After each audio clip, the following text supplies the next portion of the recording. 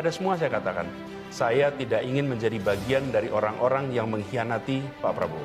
Saya sampaikan kepada Empat ini nih Gus, menurut Gus Dur mana yang kira-kira akan dipilih oleh rakyat dan diterima oleh rakyat Indonesia? Kalau orang yang paling ikhlas kepada rakyat Indonesia itu Prabowo. Ikhlasnya seperti apa Gus? Nah, ya banyak lah yang dia bikin itu menunjukkan betapa dia ikhlas betul kepada rakyat. Ketua Umum Partai Gerindra, Prabowo Subianto, resmi dicalonkan partainya sebagai calon presiden 2024 bersama Partai Kebangkitan Bangsa. Dengan demikian, saat ini Prabowo merupakan calon presiden paling definitif.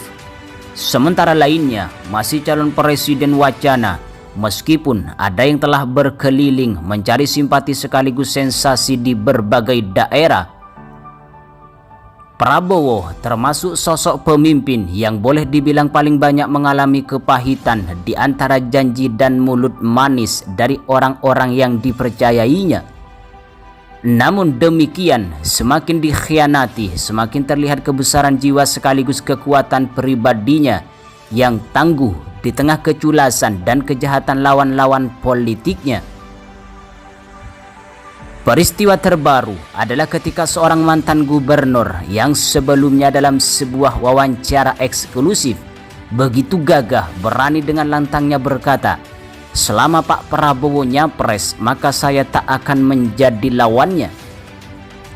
Ternyata ada masa kadaluarsanya.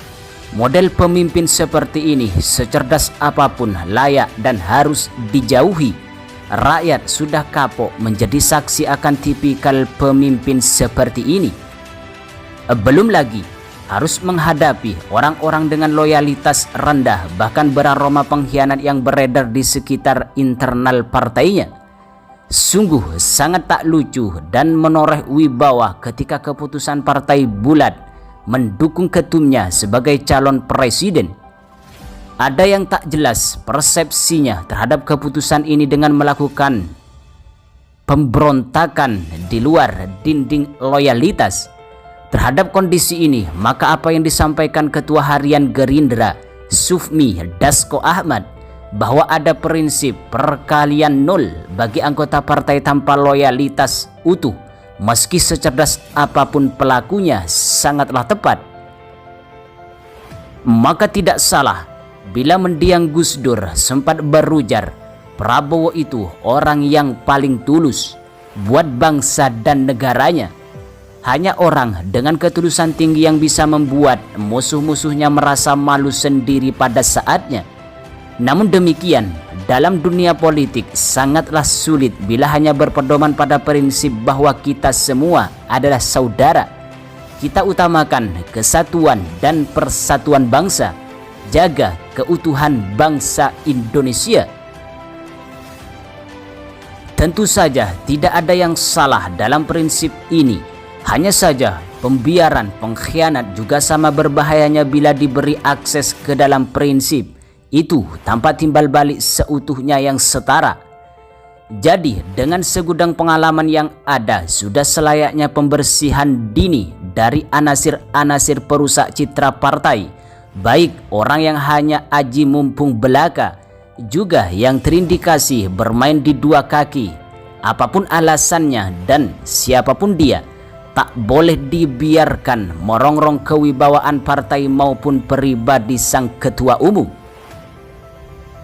Prabowo Subianto harus menarik garis tegas, tak perlu menimbang diplomasi kekeluargaan ataupun persahabatan yang semua pada akhirnya ini semata-mata juga demi kebaikan kedua belah pihak.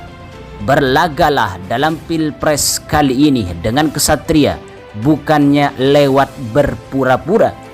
Saatnya Indonesia membutuhkan pemimpin yang memiliki karakter dan kemampuan khusus, laksana Kopassus, untuk menyelesaikan persoalan yang semakin berbeban bagi bangsa ini, dan bukannya yang menambah persoalan seperti para pengkhianat dan pecundang itu. Baru-baru ini, Ketua Umum Partai Gerindra, Prabowo Subianto, dan Ketua Umum Partai Kebangkitan Bangsa, Muhaimin Iskandar, resmi membuka sekretariat bersama untuk menghadapi pemilu 2024. Prabowo mengatakan pembukaan sekber ini semakin membuat solid koalisi kedua partai tersebut. Hari ini adalah suatu bukti bahwa kerjasama kita solid, tekad kita solid, semangat kita tinggi, optimisme kita besar.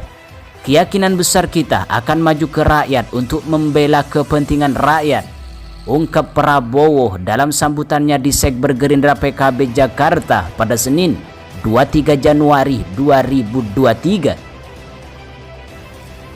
Sekretariat bersama ini berlokasi di sebelah rumah dinas Wakil Presiden, terletak nomor 1 Menteng, Jakarta Pusat.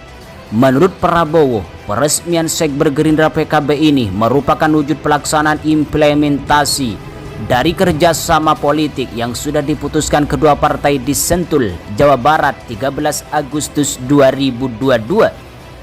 Kerjasama itu pun dilaksanakan di masing-masing partai berkonsolidasi untuk menghadapi Pilpres 2024.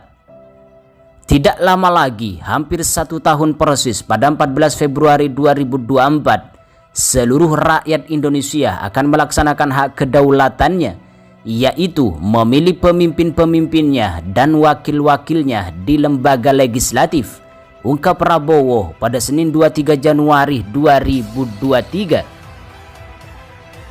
Caimin dalam kesempatan yang sama berharap peresmian Sekber ini kerjasama kedua partai bisa semakin maju untuk menghadapi pemilu tahun 2024. PKB dan Gerindra saling percaya adalah kekuatan yang diminati untuk menata Indonesia menjadi lebih baik, melanjutkan kesuksesan yang ada, melompat lebih maju lagi, ungkap Caimin pada Senin 23 Januari 2023. Dalam peresmian itu, sejumlah tokoh kedua partai turut hadir, di antaranya Wakil Ketua Dewan Pembina Gerindra Sandiaga Salahuddin Uno, Ketua Harian Partai Gerindra Sufmi Dasko Ahmad, Wakil Ketua Umum Gerindra Habibur Rahman, Sekjen Gerindra Ahmad Muzani, serta sejumlah Ketua DPP Partai Gerindra. Kemudian dari PKB ada Sekjen PKB Hasanuddin Wahid, 3 waketum yakni Ida Fauzia, Hanif Dakhiri, Samah Jazilul Fawaid. Beberapa anggota DPR dari fraksi Gerindra dan PKB juga tampak hadir dalam acara tersebut.